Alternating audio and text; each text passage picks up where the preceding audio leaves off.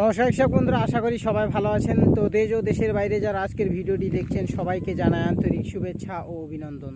তো বন্ধুরা, থাম্বনেল দেখে নিশ্চয়ই বুঝতে পেরেছেন যে 1 বিঘা জমিতে 60 মণ ধান।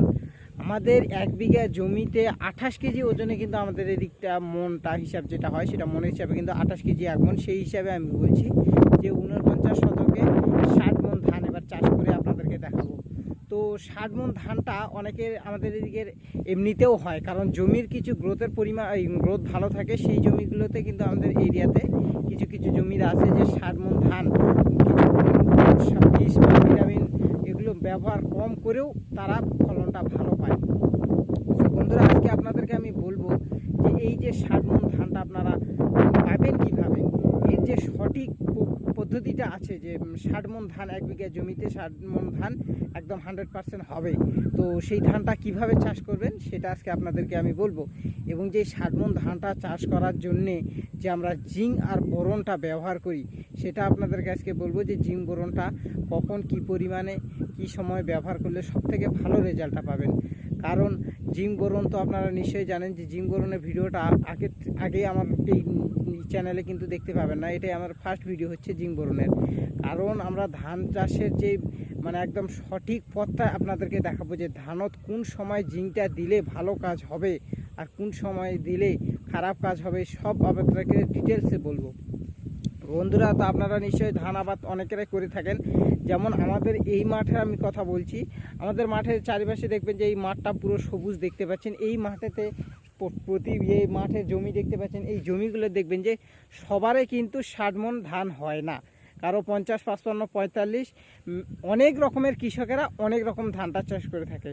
তো আমি কৃষকের উদ্দেশ্যে বলছি যে এই রকম হওয়ার দরকার নেই। প্রতিটি কৃষক সঠিক পথ অবলম্বন করুন এবং প্রতিটি কৃষক যাতে 60 মণ ধান চাষ করতে পারে। কারণ আবার এখানকার কথা আমি বলছি যে আমাদের এদিকে 60 মণ ধান হয়, কিন্তু কিছু কিছু মাঠের আছে যে জমির গুণগত মানের দিক খেয়াল রেখে কিন্তু ধানের ফলনটা হয়।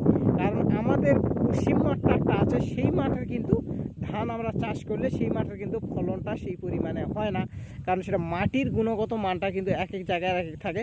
তবে আপনাদের 50, 55 মণ ধান কিন্তু সেটা অ্যাভেলেবেল হবে। যেটা 60 মণ ধানের কথা বলছি 28 কেজি ওজনে 49 শতকে বিঘাতে, কিন্তু আপনারা আবার ভুলভাল কমেন্ট করবেন না, কারণ 49 শতকে 60 মণ ধানের কথা আমি বলছি।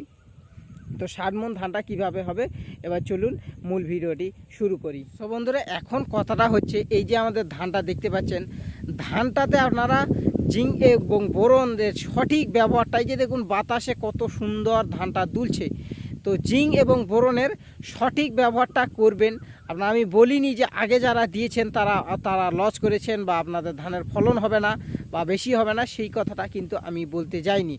কারণ এই যে জিঙ্ক বোরনটা এখন আমরা ব্যবহার করব, এই সময় যদি আমরা জিঙ্ক বোরনটা ব্যবহার করি আর মোটামুটি ধরে নেন 10-15 দিন বাদে আমাদের যে গামড় হতে ধরবে বা গোটা হতে ধরবে ধানটা, সেই সময় যে খাদ্যের অভাবটা পড়ে, সেই খাদ্যের অভাবটা কিন্তু এই জিঙ্ক এবং বোরনটা সেটা কিন্তু ভালোভাবে তৈরি করবে খাদ্যটা। এবং যে শিকড়টা আছে, এতদিন ধানটা চাষ করে এসেছি যে মোটামুটি 40-45 যার যেরকম বয়স হয়ে এসেছে, সেই ধানটার যে শিকড়গুলো কিন্তু আমাদের অনেক দিন ধরে যে মাটিতে থাকার কারণে শিকড়গুলো কিন্তু হালকা দুর্বল হয়ে যায়। এটা আমি কৃষিকতার অভিজ্ঞতার কথা বলছি।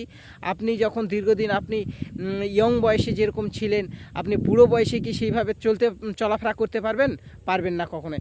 ইয়ং বয়সে আপনি যখন চলাফেরা করছেন তখনকার গ্রোথ আলাদা, আপনার শরীরের কথা বলছি, এবং বুড়ো বয়সে আপনার শরীরটা সেরকম আর একটু দুর্বল হয়ে যাবে।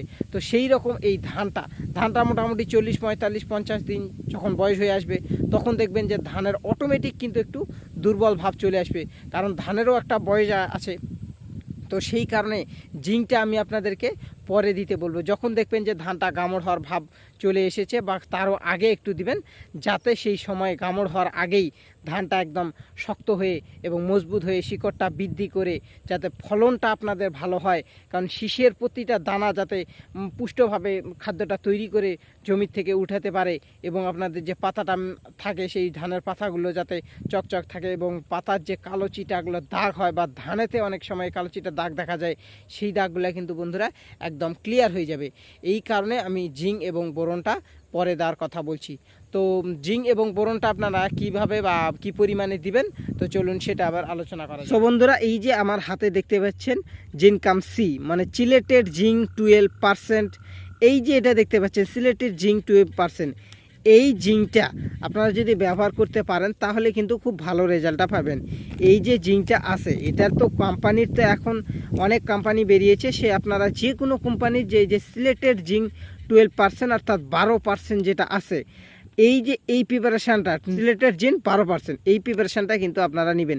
এটা কিন্তু বন্ধুরা দিলে খুব ভালো রেজাল্টটা পাবেন, কারণ এই যে এই জিঙ্কগুলো যদি আমরা ব্যবহার করি এই সময় আপনাদেরকে ধানের একটা দেখায়। এই যে ধানটা দেখুন, এই যে ধানটা যত দিন যাবে ধান কিন্তু এই যে এই গোটাটা যে তৈরি হচ্ছে, এই যে গোটাটা ধীরে ধীরে তৈরি হবে ধানটার, তো এই সময় যাতে খাদ্যের ঘাটতিতে ধানেতে না পারে। অলরেডি আমার আগের ভিডিওতে যদি আমার কথা মতো আপনারা করেন তাহলে আপনাদের নিশ্চয়ই দ্বিতীয় চাপান দেওয়া কমপ্লিট হয়ে গেছে। তারপর দ্বিতীয় চাপানের পর কিন্তু এটা ব্যবহার করবেন। তো এই যে এখন আমার হাতে আরেকটা দেখতে পাচ্ছেন, এটা হচ্ছে বোরন 20%, সলিবল বোরন 20%। এটা কিন্তু আমরা এই যে বোরনটা দেখতে পাচ্ছেন, এই বোরনটাও আপনারা বোরনের অনেক কোম্পানি পেয়ে যাবেন। তো এই যে এই দুটো মিশ্রণ আপনারা দেখতে পাচ্ছেন, এই যে সিলেটেড জিঙ্ক এবং বোরন 20%, বোরন 20% বা 20% যেটা আছে, এইগুলো কিন্তু আপনারা একসাথেই মিশিয়ে ব্যবহার করবেন। তো একসাথে ব্যাপারটা হলো একসাথে মিশাবেন কীরকম, এই যে জিঙ্কটা দেখতে পাচ্ছেন জিঙ্ক 12%, এটা কিন্তু প্রতি লিটার জলে 1 গ্রাম করে ব্যবহার করবেন।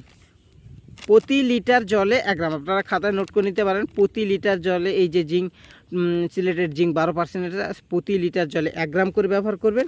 এবং এই যে বোরনটা আপনারা দেখতে পাচ্ছেন, এই বোরনটা কিন্তু 2 গ্রাম হারে ব্যবহার করবেন, কারণ এই যে বোরনের পরিমাণটা একটু বেশি দিবেন, 2 গ্রাম করে দিবেন। এবং সিলেটের যে জিঙ্কটা আছে সেটা আপনারা 1 গ্রাম করে দিবেন, দিয়ে ভালোভাবে মিশিয়ে নিয়ে সকালে অথবা বিকালে স্প্রে করবেন। সো বন্ধুরা, আরেকটা কথা অবশ্যই বলে দিই, এই যে সিলেটেড জিঙ্ক বা বোরনটা আছে, এটা কিন্তু অবশ্যই সকালে যতটা পারবেন সকালে দেওয়ার চেষ্টা করবেন। কারণ হচ্ছে কড়া দুপুরের রৌদ্রে কিন্তু দিতে যাবেন না, কারণ দুপুরের কড়া রৌদ্রে দিতে গেলে কিন্তু আপনারা কখনোই লাভবান হতে পারবেন না, কারণ শুধু টাকায় খরচ হবে, আপনাদের লেবার খাটনিটা ওই লেবারের পয়সাটাও যাবে এবং প্লাস এই যে ভিটামিনটা সেটাও কিন্তু নষ্ট হয়ে যাবে। কড়া রৌদ্র ভুল করেও দিতে যাবেন না, কারণ সবসময় বিকালে অথবা সকালে দিতে যাবেন। তো বন্ধুরা, এই ছিল আজকের ভিডিওটি ভালো লাগলে অবশ্যই লাইক ও কমেন্ট করবেন আপনাদের মূল্যবান মতামত, আপনাদের জমির পরিস্থিতি কীরকম ধান হয়েছে। এবং চ্যানেলটি নতুন ভিজিট করে থাকলে অবশ্যই সাবস্ক্রাইব করে পাশেই থাকবেন, যাতে পরবর্তী যে কোনো ভিডিও সহজে আপনার কাছে পৌঁছে যায়।